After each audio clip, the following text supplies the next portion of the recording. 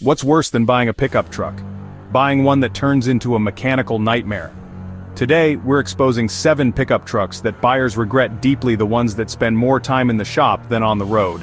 From catastrophic engines to electrical meltdowns and resale values that fall off a cliff, these trucks are the true horror stories of the automotive world, all backed by consumer reports, owner reviews, and real-world sales data. So, if you're in the market for a used truck, pause right here. This list could save you thousands. Let's get real. Trucks aren't cheap, and when they break big. So today, we're counting down the 7 worst pickup trucks that real drivers are warning others to avoid, because they've lived the nightmare. These trucks suffered from recalls, poor engineering, or were simply built in the wrong decade.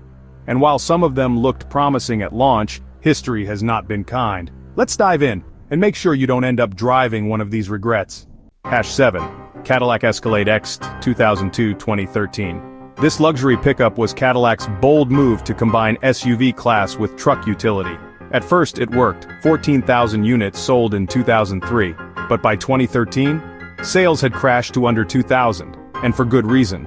Early models, 2002-2006, were overweight, underpowered, and built on a 6.0 LV8 Plus transmission combo that failed well before 100,000 miles. Later models added power but introduced GM's infamous active fuel management system, causing lifter collapse and camshaft damage. On top of that, constant electrical gremlins, failed power running boards, glitchy navigation, and door handles that broke for fun. Add in gas prices and a financial recession, it was over. A luxury pickup that couldn't deliver on either promise. #6. Lincoln Mark LT, 2006-2008. Lincoln really thought they could bounce back from the Blackwood disaster. Spoiler, they didn't. The Mark LT looked nice, until you realized it was just a rebadged F-150 with luxury leather. Sales started at 12,000 plus in 2006 but dropped like a rock. Why? Terrible reliability. The 5.4 L Triton V8 was known for cam phaser ticking, seized spark plugs, and engine knock that sounded like a ticking time bomb. Ultimately, consumers weren't fooled. Why pay more for a Lincoln badge when a fully loaded F-150 Platinum offered the same luxury? Lincoln axed it in 2008, except in Mexico, where, oddly, it thrived. #5. Suzuki Equator, 2009-2012. Remember this one? Don't worry, most people don't. Suzuki tried to stay alive in the US by rebadging the Nissan Frontier. The result? A truck nobody bought, and even fewer remember.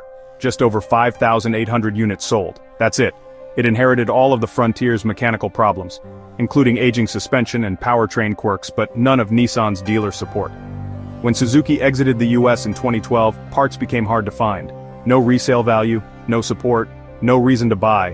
This is the kind of truck that disappears from Craigslist and history books. #4.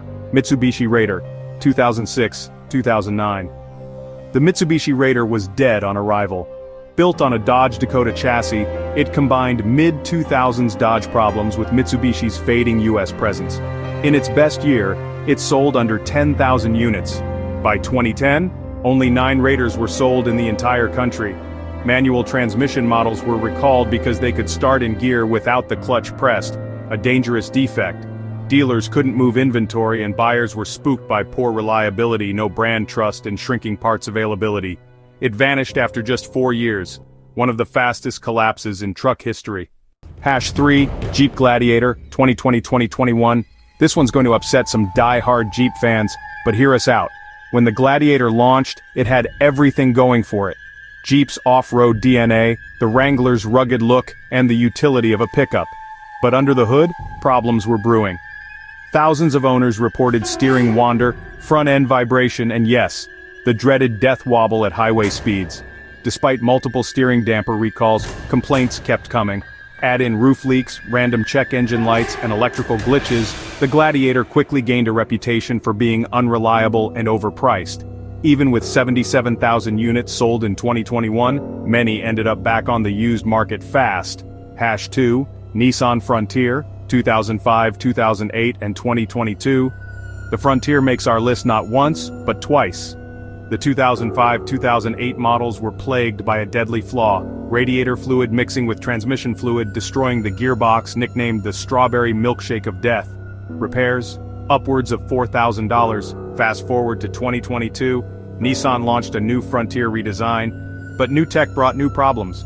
Owners report stiff steering, infotainment bugs, and uneven build quality. Once known as a cheap and tough truck, the Frontier now carries a question mark, and buyers are noticing. #1. Nissan Titan, 2016-2019. Taking the crown as the worst truck that nobody wants, the second-gen Nissan Titan. Nissan dreamed big, 100,000 annual US sales. Reality? Not even half. By 2022, Titan sales plummeted to just 15,000 units. And it's not just marketing failure, it's mechanical failure. In 2022, Nissan recalled thousands of Titans for a parking pall defect, meaning trucks could roll away after being parked.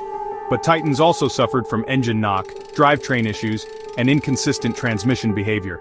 Add in weak resale, poor fuel economy, and high repair costs. And it's no wonder dealers can't give these away.